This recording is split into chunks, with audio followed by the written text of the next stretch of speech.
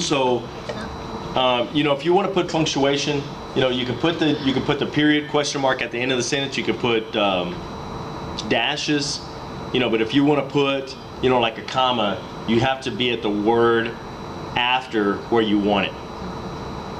Okay? And that was what the question that she asked. Or you can just be at the space after. I'm sorry? You can just be at the space after. Street, one space, comma. You can be at the space after. Just go over one space. You don't necessarily have to be at the word after. Space over and put it, like say you wanted it right here, and you're saying space over. Just, all you do is, like, let's say you're at the T, all you do is shift to go over one space. Okay, so you're here, you want to do, No, I'm gonna go, no, I want a comma after S. Go over 2 spaces, 3 spaces, go right after the S, put a space in, just a comma. You can advance just one space, you don't have to advance word by word by word. like that? No, I can't get into that. If you were So- if your cursor's on S, Okay. literally, if you shift K, I think it goes over one space. What's the one that goes over one space? Shift, I don't know. Shift arrow. I'm not in the hyperkeys right now. But you can go over just one space, put the comma and go. Shift L. Is it that, what is it, Margaret? Shift K. It's just dash L. L will go over, It just goes over one it's space? Shift L. Goes one. Shift L goes 1, Right. L goes over a word. Yeah, Okay. that's what it is, I'm sorry. So if you want to do, So if you're on as, you don't have to necessarily go to the next. I'm so used to just going over one space and putting in my punctuation. I'm so not- like going just right like there? Right there, and just put the comma in. Oh, okay. That too is what I'm saying. Okay. Well, yeah, you can, and I'm not making fun, but it's kind of the long way to do it. I mean, just because, you have to push shift, do the L and move over the 1 and then put, the comma, whereas you just go to the next word, push the comma, and it already knows, put the comma, put the space, whatever.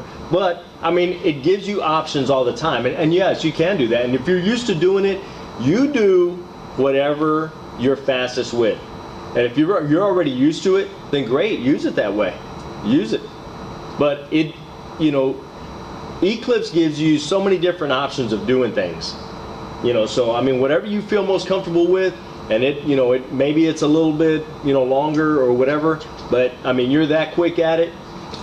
Whatever makes it quicker, I mean, doesn't really matter, guys.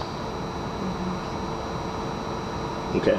I think with capitalization. What would happen if I needed to choose choice 2 to capitalize the word street? This entry in the dictionary starts with a command to capitalize the previous word. It capitalized the word state. For each of these conflict entries of various sorts, Automagic not only makes it easy to pick the appropriate choice, but it gives you other possibilities as well. Perhaps you need to delete the conflict in a particular spot, or global the steno to mean something else. Automagic makes it easy. Okay. Any questions about any of that? No?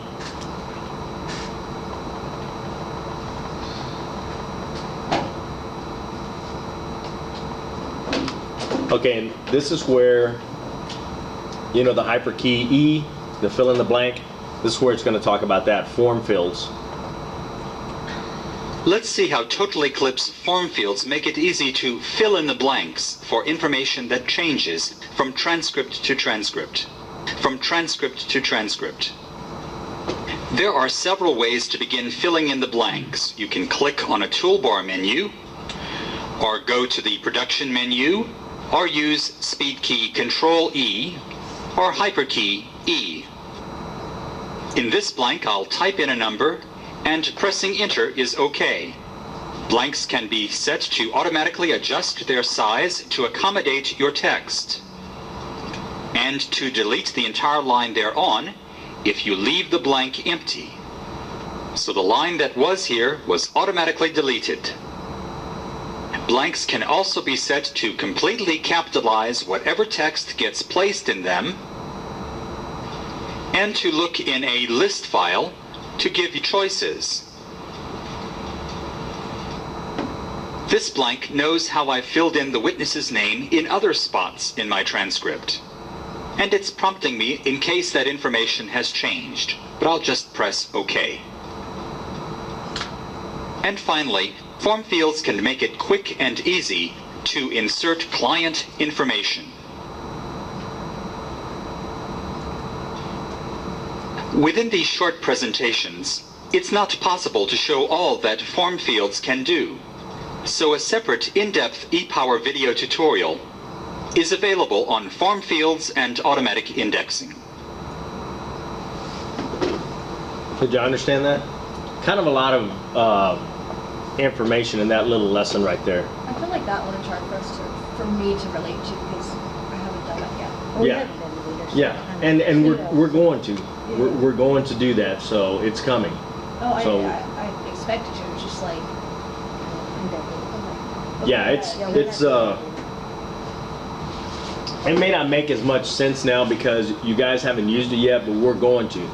And like I explained to you guys at the beginning of, the semester, we're going to go through and we're going to put a whole deposition together.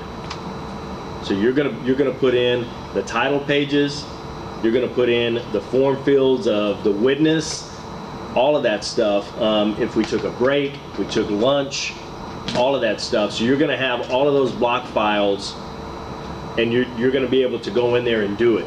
Where it's Alt-R or hyperkeys is R for your block files. Alt-R, not in hyperkeys, brings up your block files, and then you can choose it. Say it was, we want to go off the record and have an off the record discussion. Mine is off, and a parenthetical comes up, whereupon an off the record discussion was held. So it already knows to put it in there on certain things. But say I pushed offer because I just drugged the key a little bit. Well, Magic Keys will give that option. Is this what you meant? Usually this is what you mean by this, but you put offer. Do you want, and it may put that field in there. It may have, said, what, this is what you usually do. It put the field in there. But do you not want that and you want to redefine it as something else? Does that make sense, guys? Okay. So we're going to put the whole thing together, so don't worry, that day's coming. I think we're going to go through that one more time. Let's see how easy to fill form fields make it easy to fill in the blanks for information that changes from transcript to transcript. There are several ways to begin filling in the blanks. You can click on a toolbar menu, or go to the production menu, or use speed key Control E, or hyperkey E. In this blank, I'll type in a number, and pressing enter is OK. Blanks can be set to automatically adjust their size to accommodate your text. And Okay, y'all understand what it's saying there? And you can set up your different fields in that way to where it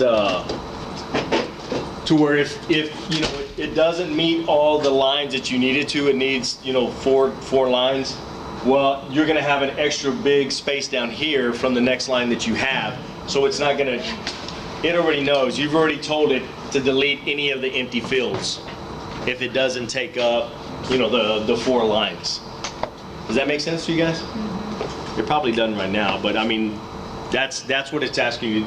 That's what it's telling it to do. So you can go in there and tell it to even do that, and it'll give you that option. Or do you want to type something else in that field, to complete that line? You forgot to fill it in. You didn't make the 4 lines.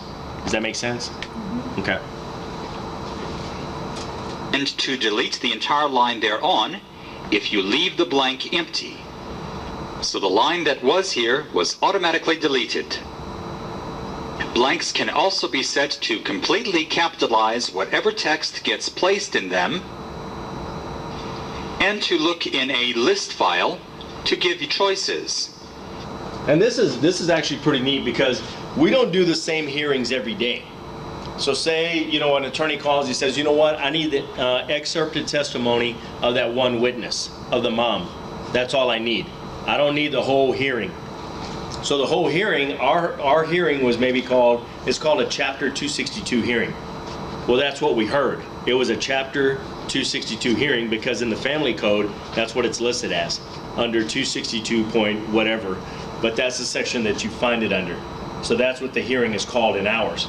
But he didn't need the 262 hearing, he just needed her testimony. So you're not gonna type up her testimony and put it as the 262 hearing, because it wasn't the 262 hearing. It was just her testimony. So that's gonna be listed as excerpted testimony.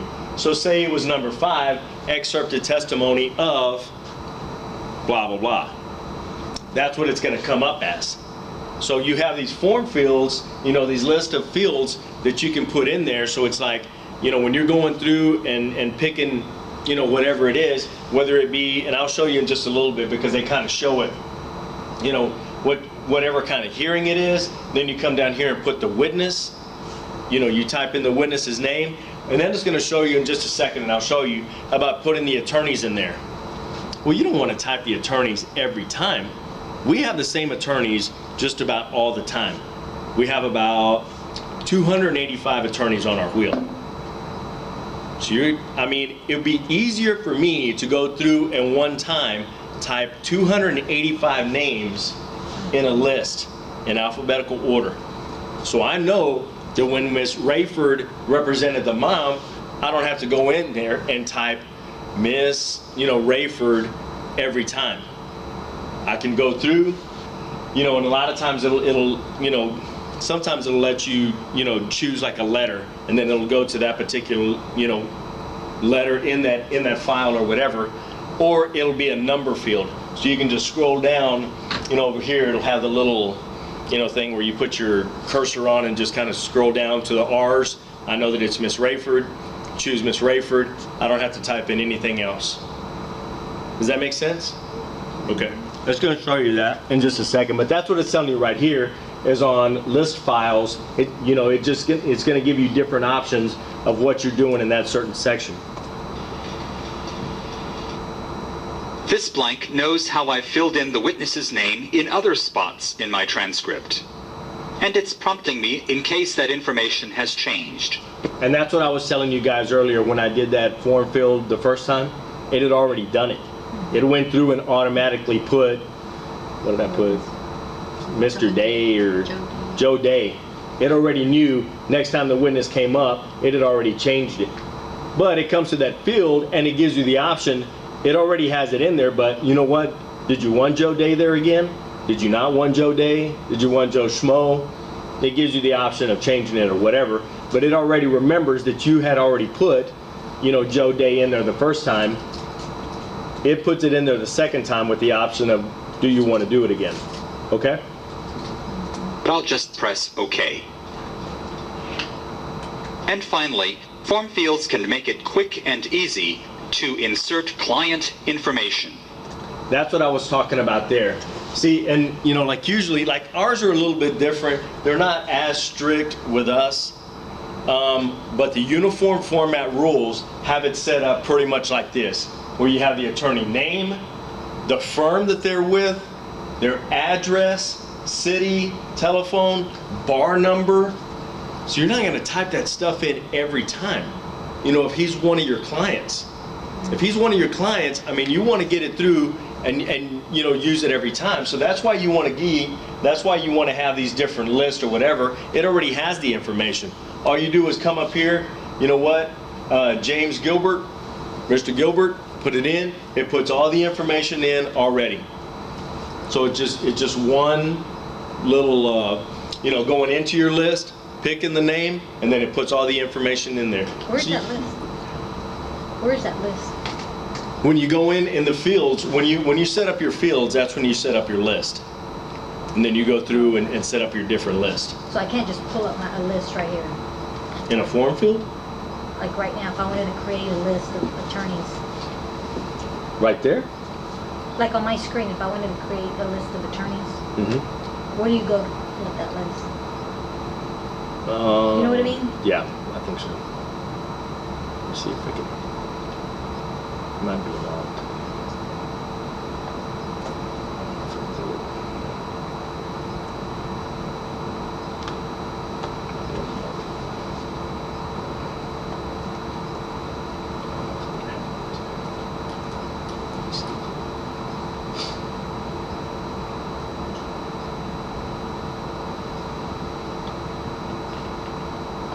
No, it's not going to have it right here because No. when you put in your block files, that's when it kind of gives you your list. Okay. So, and I don't have a block file in there yet, but and we'll kind of get to that. I think it comes later in the yeah. Let me see.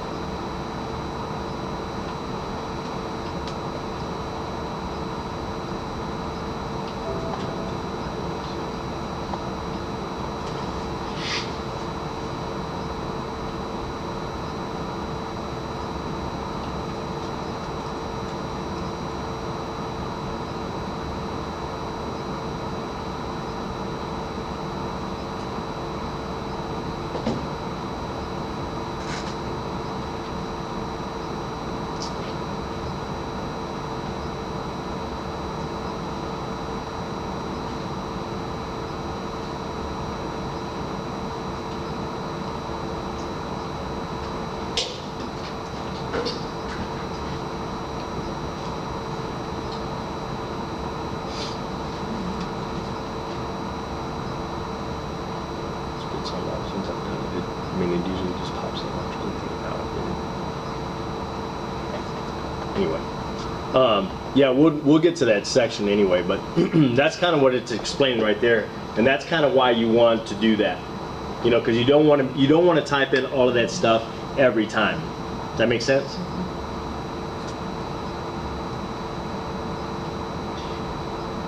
Within these short presentations, it's not possible to show all that form fields can do.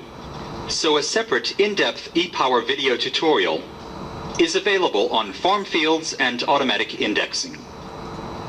And I'll bring that because when we purchased the stuff, when I took that that class with Keith, he gave me some videos, and I'm almost certain there's one on you know, form things, so we can kind of go through it, and then I'll show it. I'll try to remember to bring them next week, and we'll watch those videos, because what they do, this kind of gives you the basic overview of what the things do. The videos that he has really goes in depth of how to do it, set it up, whatever. So, and they're not real long. They're like, you know, 4 or 5 minutes long. They're not real long, some of them, most of them.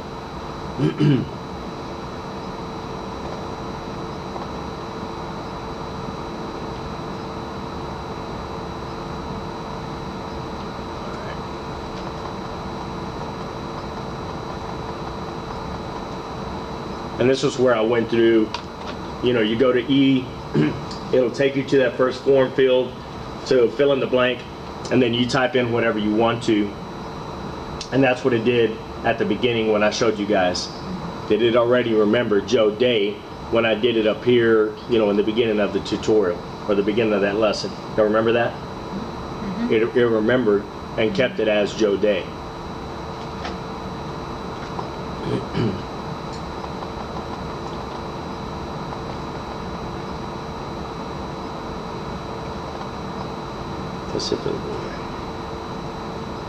Okay, it already kind of knows once you set up your list. When you come to this certain section, it's already going to know.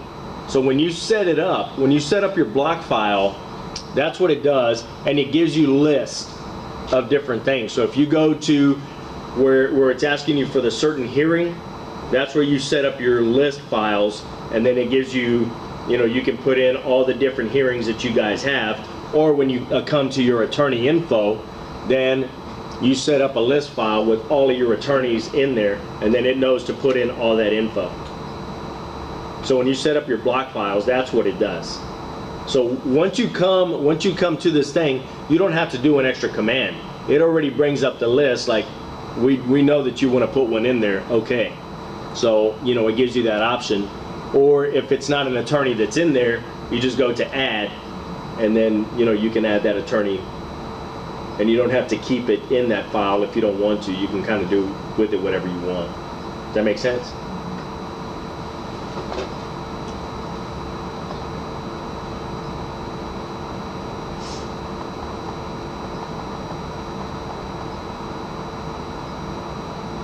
And this just kind of gives you some of the options if you like using your toolbar of what you can do with you know, some of the things that you already do on your AutoMagic keys, which is kind of the long way around. So you don't want to do that. You don't really want to do that, you know, but it's an option if you like using your toolbar. Make sense? Mm-hmm. Okay. Are there any questions about this lesson?